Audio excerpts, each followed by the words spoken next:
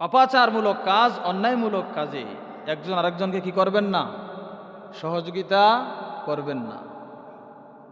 এখন দেখেন তো আমাদের আদর্শের মধ্যে আছে কিনা। আল্লাহর নবী রহমাতুল লিল আলামিন আজ থেকে প্রায় ১৫০০ বছর আগে বলে গেছেন, লাইসা মিন্না মান দাআ ইলা আসাবিয়া ওয়া লাইসা মিন্না মান কাতালা আলা আসাবিয়া ওয়া লাইসা মিন্না মান মাতা আলা আসাবিয়া।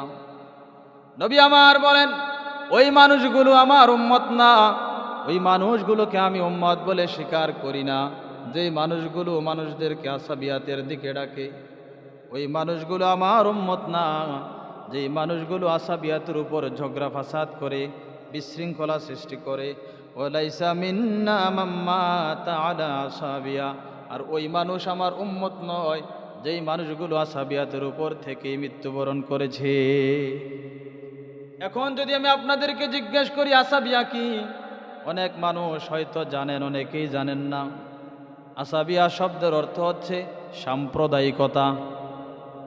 আসাবিয়া মানে কি? সাম্প্রদায়িকতা। সাহাবায়ে কেরাম বলল, ইয়া রাসূলুল্লাহ, ইয়া হাবিবাল্লাহ, আসাবিয়া কি? আসাবিয়া সম্পর্কে তো আমরা জানি না, আসাবিয়া সম্পর্কে আমাদেরকে একটু আপনি ধারণা দেন। নবী আমার বলেন, অন্যায়মূলক কাজ, পাপাচারমূলক কাজে তুমি যদি তোমার কৌমের লোকদেরকে, তোমার বংশের লোকদেরকে, তোমার দলের লোকদেরকে সমর্থন দাও, এটার নাম হলো আসাবিয়া। এখন দেখেন, এই আসাবিয়ার মতন এই বদ গুণের মধ্যে আমরা অসংখ্য অগণিত মানুষ নিমজ্জিত।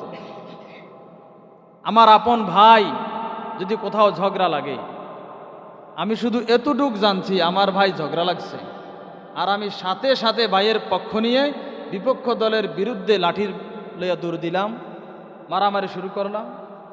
এমন চরিত্র আছে না? আমার বংশের লোকেরা, আমার দলের লোকেরা অন্যায়মূলক কাজ করে, আমি এই অন্যায়ের পক্ষ নিয়ে সত্যের বিরুদ্ধে গিয়ে অবস্থান নেই। এমন চরিত্র আসেনি?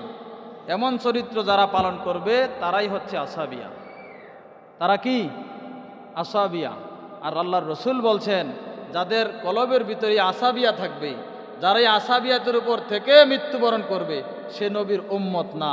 এবার একটা জিনিস আপনি পর্যবেক্ষণ করেন, যেই রসুলের সুপারিশ ছাড়া হাসরের ময়দান থেকে এক চুল পরিমাণ নড়ার ক্ষমতা কারো নাই, জান্নাতে যাওয়ার ক্ষমতা কারো নাই, সেই রসুল যদি বলে সে আমার উম্মতে না, বলেন আমার অবস্থাটা কি হবে?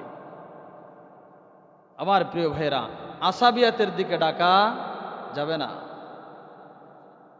এখন আমাদের সমাজের অধিকাংশ মানুষের ভিতরে আসাবিয়ার মতন একটা বদ গুণ আছে, আসাবিয়াতের মতো একটা বদ গুণ আছে। আমরা একজন মুমিন আর একজন মুমিন ভাইকে আপন ভাইয়ের মতো ভাবতে পারি না। আপন ভাইয়ের সাথেও আমরা গাদ্দারি করি। আপন রক্তের সম্পর্ক, একই পিতার সন্তান, বাবা মারা যাওয়ার পরে ভাই ভাইয়ের হক মাইরা খায়, এমন মানুষ সমাজে আছে নাকি নাই?